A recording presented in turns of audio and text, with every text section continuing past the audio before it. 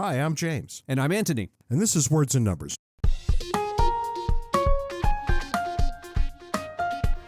Ant, what's new and exciting in your world this week?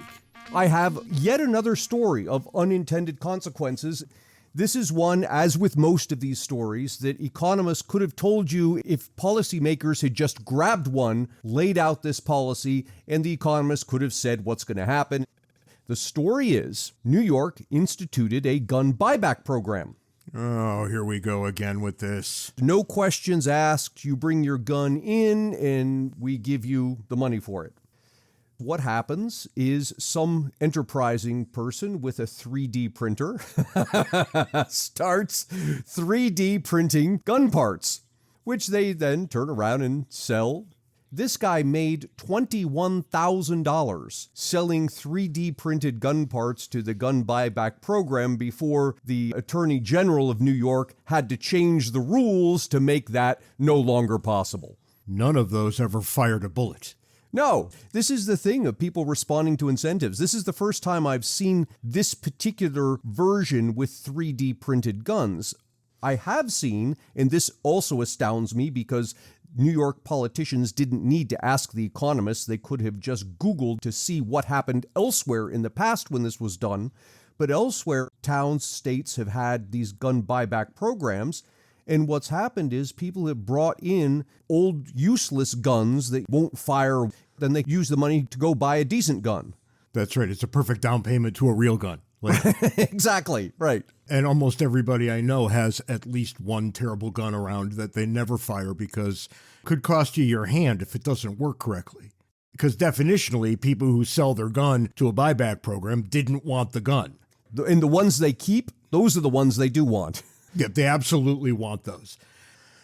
I want to talk about something you like talking about. Can you believe this? It's Star Trek? The moon. No, it's not that bad. I want to talk about what religious voters are up to. I'm going to give you the headline because I think it's very well written. Americans unsure about God are a fast-growing force in politics and typically even more politically active than white evangelicals. Really? How about that? You've got agnostics and atheists. It's the agnostic vote. As a growing demographic, and it's a fast-growing demographic.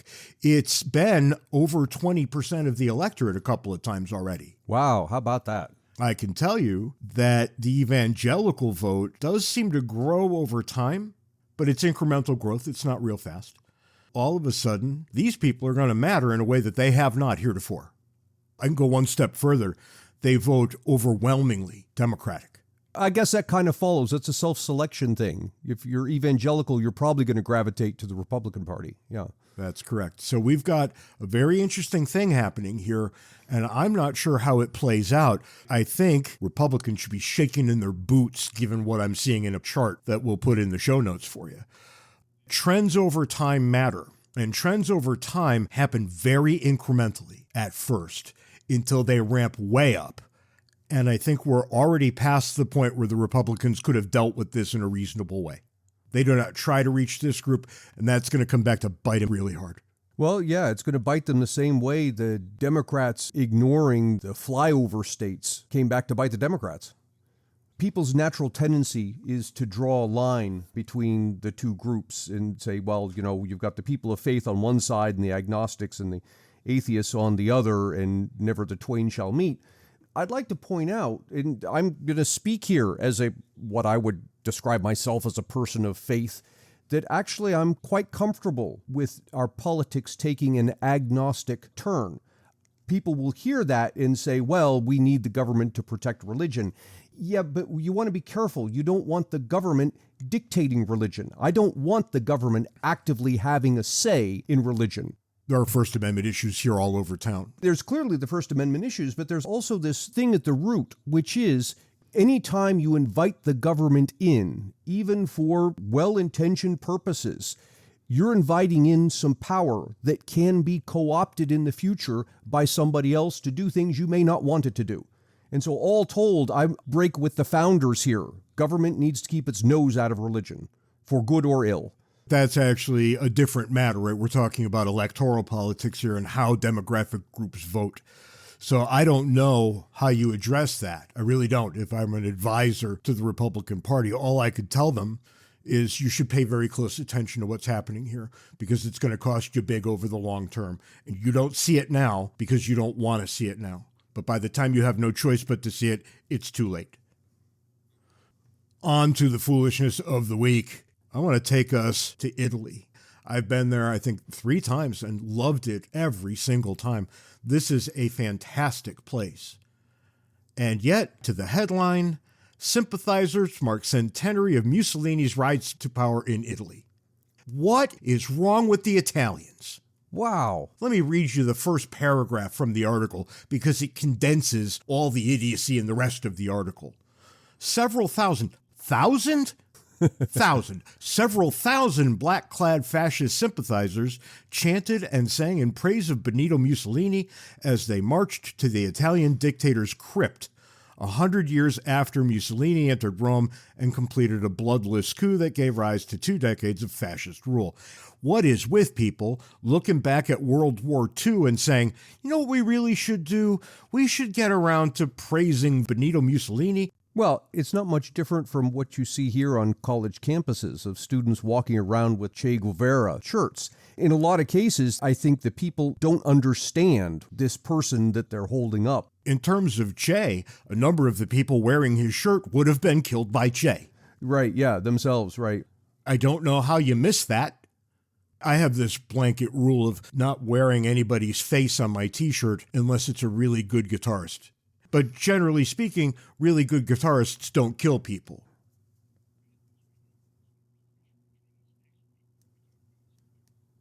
To get more Ant and James, buy a copy of our excellent book, Cooperation and Coercion. You can find the paper and electronic versions on Amazon and the audio version on Audible. If you'd like to support Words and Numbers, make your way over to patreon.com/wordsandnumbers, where you can contribute to our podcast-making habits. If you'd like to schedule us to come speak at your event, be it corporate or educational, or have James officiate at your wedding, send us an email at wordsandnumberspodcast@gmail.com.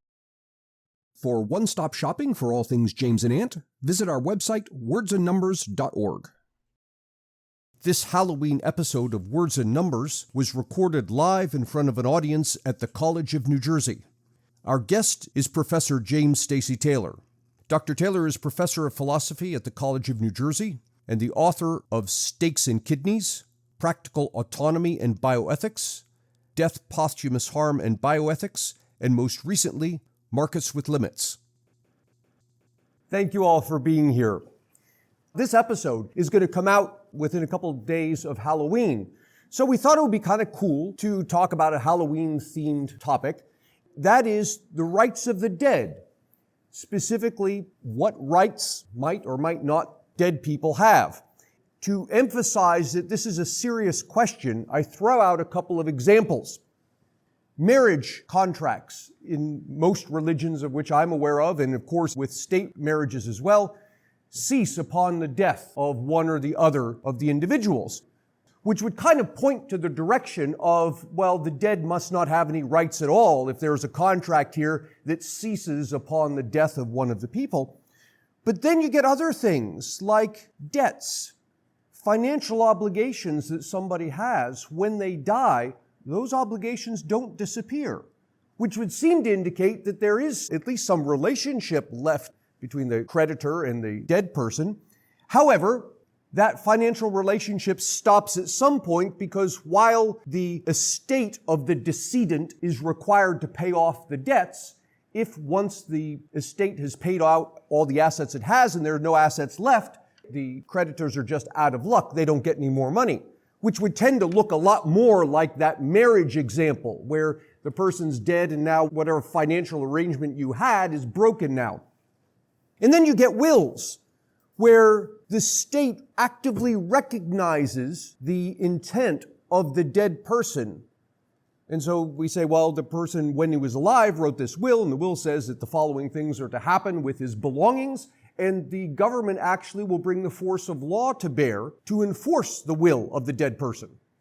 So we're kind of left in this very strange place where it's unclear whether the dead have rights, and if they do, at what point they end. I think what we're looking at here is the question of a moral obligation, right? How far does that obligation go? Does it exceed the limits of life itself? Anthony and I have been working together, for 10 years? And I think it's safe to say he's the best friend I ever had. And we like hanging out, and that's about, yeah, I know, just cut it out back there. It matters. This sentiment matters, or I wouldn't have told anybody about it. He actually finds some sort of enjoyment in hearing me say these things, because it counteracts all the times I say that I hate him, which are many. But imagine, if you will, and put yourself in this position with whoever it is in this world that you might happen to love. Anthony and I often fly on planes, the same flight, and I want you to imagine ours goes down, and we are the only two survivors, and we make it to an island where everything seems to be provided to us. We can live there without much of a problem. And then the question of how we live comes to be a thing. And Anthony, he is an industrious person.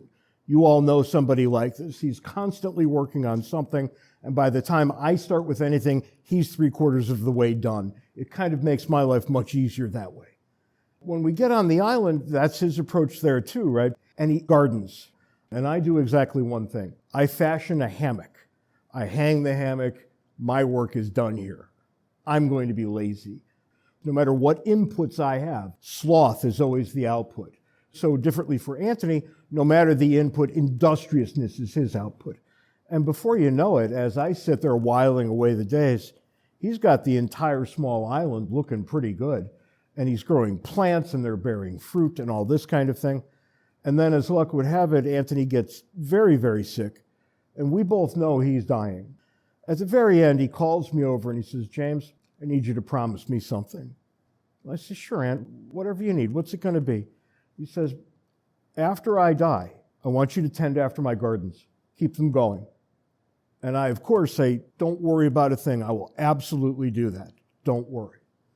And Anthony dies. Am I obligated to keep up his garden? I mean, seriously, is that something I am somehow obligated to do, morally or however you frame these sorts of things? Because I'm slothful, and I'm going to get back in that hammock, and I'm not going to do a damn thing. I'm going to let it go, because it's in my nature to do that. Am I morally blameworthy? Have I done something I shouldn't have done, or have I not done something I should have done? Ant, what is it? Am I obligated to do this? No? Maybe we should ask the independent third participant. Precisely no obligations whatsoever. Now, you could say, well, I promised Ant this while he was alive, and I owe the dead Ant a duty to keep my promises to the dead. So you might have somebody in the audience, like, say, "Kendall, your mother has a doll collection. You promise your mother that you will keep the doll collection intact. Now, you hate these things. They're creepy, they're weird. One of them looks unbelievably like Anthony Davis. And you lie awake at night terrified about these things. Now, when you promised your mother, you were overcome by filial love for her. You had every intention of keeping that promise, so you weren't deceiving her. But when she dies, you, like James Harrigan, are a slothful type of person. You hate the doll collection, and you sell it on eBay. Now, I think you did nothing wrong. You didn't deceive your mother before she died. You really intended to carry out this promise. So you weren't saying, "Mother, I love you, I will look after the dolls." But after she dies, your mother no longer exists. I don't think you have any obligation to things that no longer exist. So in the James Harrigan case, alas, Ant, your garden is going to end up like every other project of James Harrigan's. The only thing it grows will be good intentions and nothing else. That's not wrong, by the way. I take that same approach. I think that's exactly right. I see no way that we could have, or God help me, enforce promises we make to the dead. And yet something doesn't sit right with me when we talk about it in this way. I somehow, and I hate to use the word feel, but my intuition tells me that I might be missing something here. And I wonder what that might be. I want to go back to the will. Isn't that exactly what a will is? It's the legal enforcement of the dead person's wishes? There's no notary public on a desert island. Yeah, in your example, but my point is we have created an infrastructure that enables the living to exercise their wills beyond the grave. I mean, you can make the case that life itself is contingent upon a piece of paper when you write your living will. I wrote the piece of paper that killed my grandmother, which seems weird when I say it that way. But it was an exposition of her final wishes that was triggered upon her showing up at the hospital and being non-responsive. But that was just the correct answer. How do we know? She wrote it down 5 years ago. But what if you didn't write it down? Somehow you lose all the force of the thing? Well, okay, but that's sounding to me like a question of how one goes about the practicalities. It's not addressing whether the dead actually have rights. If we're going to set up a system by which that can happen, it seems to me that there's some groundswell of agreement that the dead, at least to some extent, do have rights. Sure. And I think we're going to run into a lot of trouble down that road, which is why we brought James here today. Do I have to call you Professor Stacey Taylor? I usually prefer Emperor. Emperor? But I think you've got two different examples working. In James's example, you only have Ant and James on a desert island, no further society. So I think that whether or not you write your will down on a piece of paper or simply express it verbally is simply a red herring. That doesn't really matter. In your example, however, you've got a social system, you've got presumably heirs which have expectations, which will be frustrated, and that's a very different type of situation. So we might say something like this. We don't actually owe any duty to the person who is now dead, but we might owe a duty to the persons who believed that they would receive this estate and had guided and directed their actions in that expectation. I think Harrigan is focusing on the interesting question of, do we owe duties to persons who are now dead? And there I think the answer is going to turn out to be no. But we can't infer from that we should just throw wills to one side, because we might owe duties to a well-functioning social order, or to the heirs who have particular expectations. And yet, I know all kinds of people would say, if you're looking for a red herring, wait until somebody says, we owe society. And there you're going to find a gigantic one. I think I cheerfully admit that I'm simplifying things way, way too much. But why is it that everybody feels that little tug of guilt when I say, sorry, Aunt, you're dead, up yours, I don't care what happens here? There's just something not quite right there. You say that everybody feels guilt when you violate the wishes of the dead. It's a pang of guilt, right? It's a little different. I don't think so. I want to stick with this, and I understand that it's minimal and it's designed to get us thinking more like the situation that Anthony throws out. So I get that you want to complicate it, and maybe by definition you need to. Maybe I've offered something that doesn't exactly contain the meaning I would want it to contain. You've raised this example with me many times in the past, and each time what bothers me about it is not that you're somehow imposing harm on the dead version of me. The dead version of me can't experience harm. But there does seem to be harm that you're imposing on yourself. Yeah, careful now. That is, you said you were going to do this. You made a promise to a guy who's dead nonetheless. It seems somehow you have lessened yourself by not following through with that. Yeah, maybe. And all I can say is that's my nature, and I guess I've made peace with that. I think the argument as to whether you should be held legally by force to that is a separate issue. I'm thinking more in terms of the morality of the thing. Have you done something that's wrong, regardless of whether it should be enforced? Fair enough. But, in the end, we're supposed to be talking about the rights of the dead, and these things are all adjacent. And I think you've got to kind of get your fingers into it somehow, and this isn't a bad way to start. But in the end, we're asking a very different question. Do the dead have rights? Now, I can probably walk anybody through an argument that they would ultimately accept about the living having rights. We may disagree somewhat on the content of those rights. But what about the dead? Is that just a matter of the residue of the rights of the living kind of seeping into the room? Or is it more than that? Is it just something completely different? I'm not sure I have a good answer. Granted that you can't harm the dead. They no longer exist. They're so much dust, mouldering in the grave. Why do you think you can wrong people who are non-existent? Oh, he's not wronging me. He's wronging himself. Yeah, well, that seems equally odd. I'm simply trying to shed a little bit of light on James' intuition, which I share, that there's something not right here. I know it's not your intuition at all. Maybe I just want people to be better than I think they are. Maybe that's it. Maybe that's all of it for all But of then you turned and asked the audience, and like 2/3 at least hands went up, and they said, yeah, you have an obligation. And let me be clear. Now maybe they mean you have an obligation, whether they would do it or not. I framed it in terms of whether they have an obligation. And let me tell you this, to complicate things hopelessly, I'm with James. I don't think I have that obligation at all. I don't think you can be obliged to the dead. People routinely set their wills in such a way that will compel heirs to behave in certain ways, right? I remember when my parents gave me the first version of their will, and I wasn't allowed to have anything until I was 30 because my 20s weren't exactly well spent. And they figured, he's just going to burn through all of this really quickly. Maybe so. It pissed me off real hard when I read it the first time, but I get it. And then I got it even more when I had children myself and they became teenagers. Let's shift gears just a little bit and talk about something practical. It's understood we all own our bodies. When you die, who owns your body now? It's not entirely clear. It's your heir. In fact, we have laws about that, things that you're not allowed to do with bodies. So it would seem that it's not exactly the property of the heirs.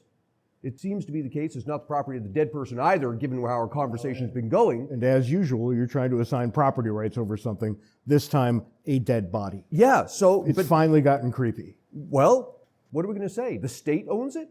Why not just say, whoever finds the dead body and can use it gets to have it? Kind of like roadkill in Pennsylvania. If we had a sort of homesteading of corpses approach, hospices would be willing to compete for people, as would hospitals, to come and stay and spend their final days or weeks with them, in the expectation that they would be then left with a corpse which might have viable organs. Which could be sold. Which could either be sold or distributed. So this would actually benefit people who are close to death, who currently might languish in hospices, because hospices have no real incentive to work and attract people to come and stay with them. That's probably a headline that's not going to get you far. Homesteading of corpses. Come and plan your last days with us. Okay, but is the person's body different from the person's other assets? Because if you're going to apply homesteading to the body, whoever encounters the body first owns it. Why doesn't the bank own all the dead people's checking accounts? So imagine this. You could have Hospice 1, which cuts a deal with somebody and provides a whole load of benefits and support to them. Hospice 2 comes in at the last moment and is willing to cut an alternative deal. With whom? With the person as they are still alive. So you sell your body while you're still alive? That's essentially what you're doing, but we have to be careful, because I don't believe that you should have contracts which extend beyond somebody's life. We're kind of stuck in a feedback loop here. How do you break out of it? And we've got the ever-present problem, right, that what you just said sounds a lot like slavery in certain respects. Yes. And we're going to have to take certain safeguards there. Except we're talking about dead people. I just want to underline for our audience, this is a very serious question. When you think about the number of people who die because we don't have a stock of kidneys, of livers, of organs that can be used, because we don't allow ownership of them. You can't have ownership of them. You can't buy and sell them. If you can't buy and sell them, you don't have enough of them. And so all of a sudden, this becomes a very serious question about who owns the dead body. And there are actually different answers which are given by different jurisdictions.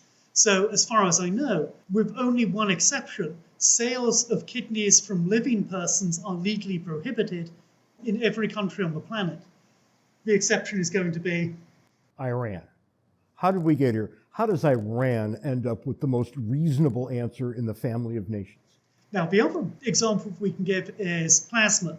So plasma is the sort of straw-colored liquid that occurs in blood, and it's incredibly useful if you have an immune system which is compromised in some way, or you have hemophilia. You need medicines made from plasma. Some countries allow buying and selling of plasma from live persons. The United States is one of them. Most European countries prohibit this, as does many provinces in Canada. What Canada does when they have bills saying we're going to continue to prohibit the sale of plasma, they say, well, aren't you going to fall short? And the response is, no, we'll import it from the United States, because the United States supplies about 80% of the world's plasma. Now we've got an interesting and difficult question. If you can sell plasma in the United States, why can't you be allowed to sell kidneys while you are alive? And to bring it back to the rights of the dead, why can't you be allowed to have future contracts in kidneys? So Harrigan wants to make a quick buck. He sells the option to secure his kidney for transplant, but it's only available after he dies. It's after I die, you can have two. But now we're back to your island example. Why does the contract there still exist when you die? It's a trickier example than it Right, seems yeah, to be at yeah. first, right? And I'll throw this out there. I had a student, and we've all had students like this. I thought he was a bit of an operator, constantly in that realm of raw, naked self-interest, right? A real pain in the ass, actually.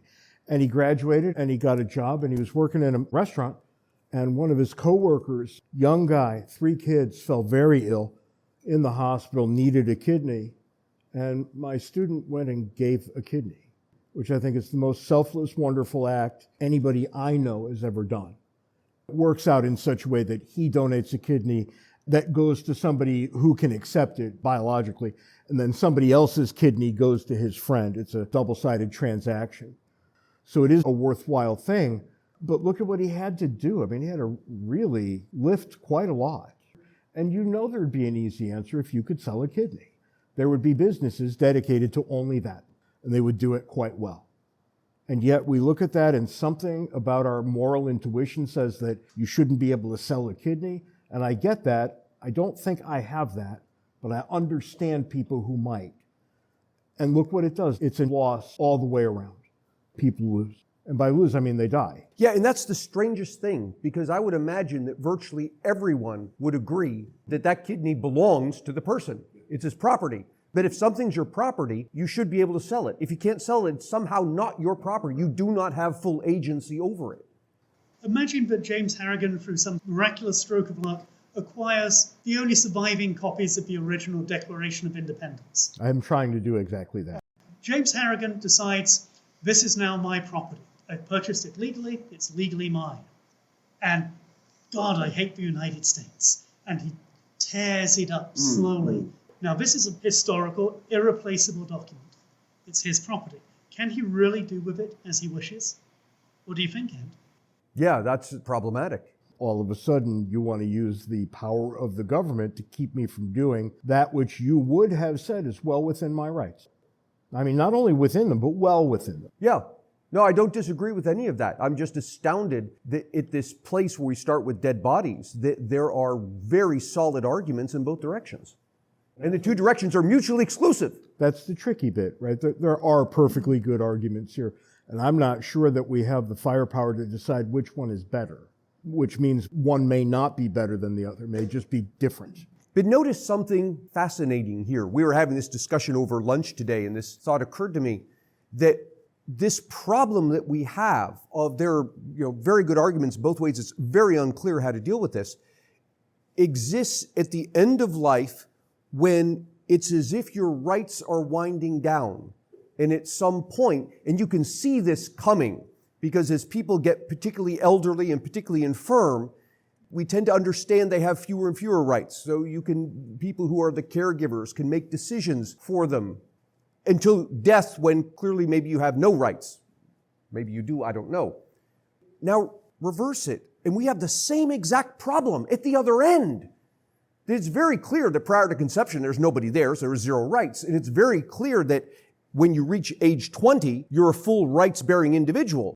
But everything between there and there starts to become a little bit murky. It's as if we ramp up in our rights at the beginning of life and then ramp back down at the end. Ant picks the wrong year, of course. It's 21, not 20.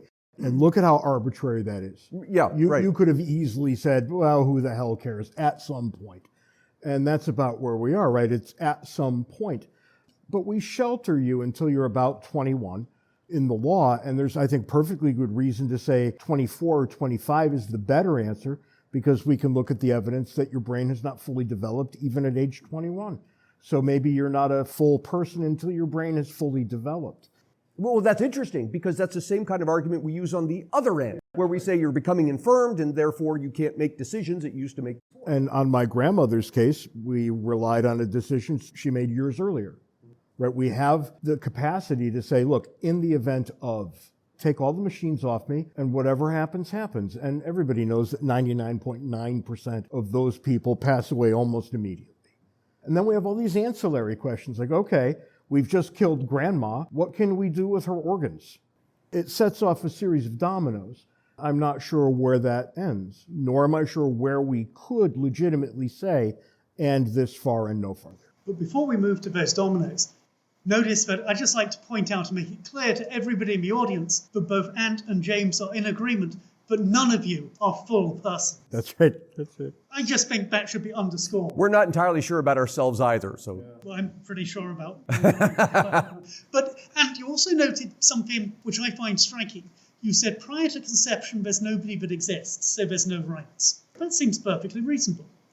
But after you die, nobody exists either. There's no right. Maybe that's the thing that bothers people. If you believe that life continues after death, now you've got this nagging thing. Maybe it's an aesthetic thing, right? You just don't want to imagine this happening because it makes you feel icky. Oh, I don't have any trouble imagining. I mean, if I'm imagining a case in which you die and that's it, there's nothing else, I think this conversation's over, clearly. There's no obligation to the dead person has ceased to exist. Contracts are broken, the whole thing. If there's life after death, is that what is the source of the perceived obligation? Right? Imagine that there's life after death. So you're concerned about Ramesses II is existing whatever the ancient Egyptian view of life after death was, he's up there. And now he's looking down at people robbing his grave and he's saying, those bastards. No, because there's a half-life to the afterlife. There is? I don't know. You're just making stuff up. It sounded pretty good. Look, it's interesting, though, because there are all kinds of things that do come in because of that kind of thinking. It's not as flippant as it may first appear to be. It may be as stupid as it first appears to be, but that remains to be seen. There are any number of religions that really have a clear idea how your remains are to be dealt with upon the end of your life. And the Catholics, I'm picking on Catholics because I was one, or I was born one. I don't know that I ever was one. You couldn't be cremated in the Catholic Church. Prior to 1950s or thereabouts. That's right. Yeah. If asked why not, apparently you needed the body intact for the second coming, and you would rise from your dewy grave, and that would just be how it went. At some point along the way, they said, okay, that's crazy. Let's not believe that anymore. And a number of other churches did not get that memo.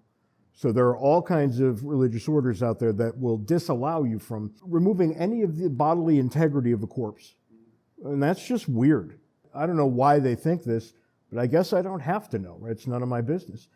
This is what they have decided, and we have to decide if we're going to take that seriously or not.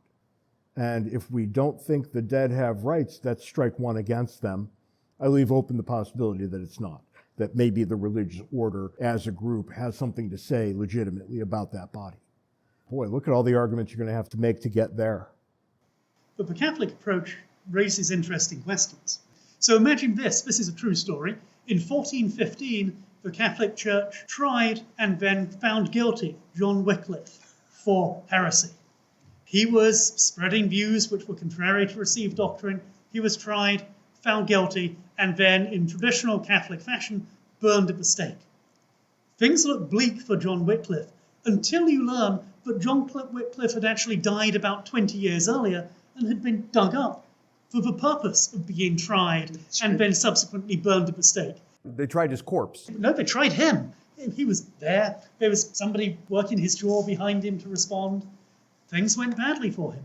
Now, you're laughing, and other people are finding this amusing. And I think it is amusing, because Wycliffe is dead, he's clearly beyond harm, he has no rights left to violate, and so forth. You can't do anything to Wycliffe. Yet I suspect many people in this room are going to write a will because they want to exert influence from beyond the grave, and if they were told that this will would be systematically disregarded by the executors, would feel resentment and anger towards the executors. But that's weird. If you think it's just crazy of the 15th century Catholic Church to impose harms and condemnation upon a corpse, why wouldn't you feel the same thing about your executors who plan to take your estate and give it to a dog's home instead of doing what you wanted it? I've got another example that makes this even funnier, because the Catholic Church once dug up a former pope. That's right. And they cut off his... Celestine or... Right, They cut off the fingers he would have used to make blessings, and they threw him in the Tiber, the river that runs through Rome, and then they took him out and mutilated his corpse even more. So this was a common enough thing, right? If they were doing it to a pope, trust me, they were doing it to other people too. And all of a sudden you realize that, okay, people have actually been wrestling with this problem, with this question for quite a long time. Sometimes not as seriously as we might like, sometimes more ham-fisted than we would ever want. But at the heart of these examples, ridiculous though they are, there is a question. And it's a question which actually has practical import. In England, there was a scandal, I believe in the 1990s, at a hospital called Alder Hey, which is in the north of England. What the people at Alder Hey were doing was very similar to mutilating corpses. They were taking the corpses of infants that had died in the hospital, and without their parents' permission or consent or knowledge, were conducting experiments upon them. And what I can see some of you already doing this. Oh, that's terrible. James, the minute you said children, my backbone went right up. Yeah. It didn't even have to get to what they did. They were concerned about people abusing their children or children in foster care. So what they were doing with the corpses was they were dropping them from a table height, they were hitting them with various implements on the head, and the reason they were doing this is because they wanted to know what these particular injuries would actually look like. They were doing this with a good intent. Did this child actually fall from a table who's brought into the emergency room?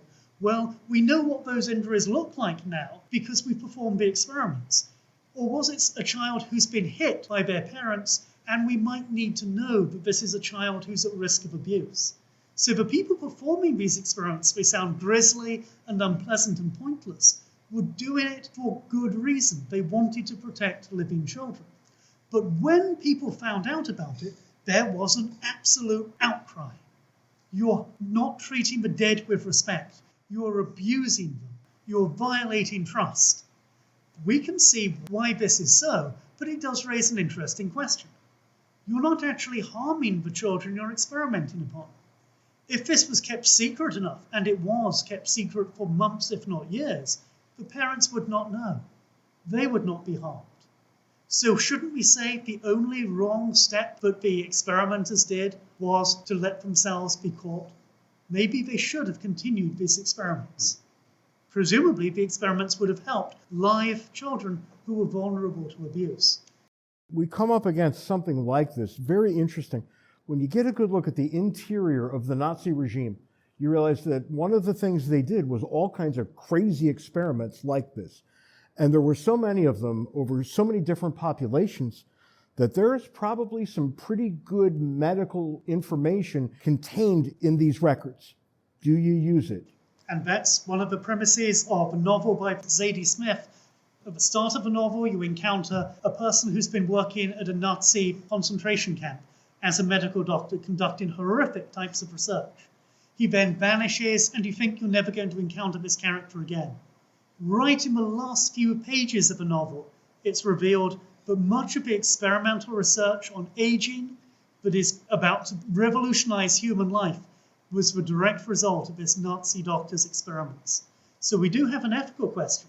What do you do with that research? It's unbelievably evil in origin, but what if it's useful? And now we go back to the Alder Hey children. It's not clear to me that what the researchers were doing was comparable to the Nazi experiments. Right. They were very clear that they are not harming anybody, and they were gaining useful information. They suspected parents would not consent to the use of their children's bodies. They were inflicting damage upon corpses. Now, in my view, this is like inflicting damage upon inanimate objects. I don't think there's any moral difference. Well, I can make this more difficult for you, or at least more embarrassing. Necrophilia. Is that allowable in your world? Necrophilia is just dead good fun. This would be a good place to end, and I want to underline that By the time we get to necrophilia, we don't talk anymore? No, Is that yep. the deal? We're ending with no conclusion. It seems to be as unclear where rights end as it is unclear where they begin. Yeah, I think that's right. And I think the most useful thought that we've had here is this idea of a sliding scale, both into human life and out of it. I think most reasonable people would look at that, especially people who have had children on the one hand and who have watched parents and grandparents die on the other. You realize that there's something eminently sensible about this. And then the question becomes, does that get us to the point where we could agree that the question of dignity is solved? And I think if there is a solution to this problem, it's likely to be there. That's all the time we've got this week on Words and Numbers. Be sure to join us next week when we talk about something, I don't know, equally scintillating as we did this week. Until then, follow us on Twitter. I'll be tweeting about fascists, and I guess that's it, right? And just follow us on Twitter. Send us email, wordsandnumberspodcast@gmail.com. My favorite part of this stupidity is that now when people email, they say, "Dear Anthony." They don't even bring my name up. I scan the first line, right? And they always always say, "I know James isn't listening." I just got one like 2 hours ago. It said, Anthony, parentheses, I assume James isn't reading. Yeah, send the email if you must. And I've been forgetting to say this often. Let's try to be a little nicer to each other. It's the best thing we can do. I learned a lot of things over time, and yet the things I learn over time never seem to increase anybody's happiness. So maybe if we were just a touch kinder, maybe that would. It's really at no cost, so let's give it a shot. It's worth the attempt. I'll see you next week. See you next week, James.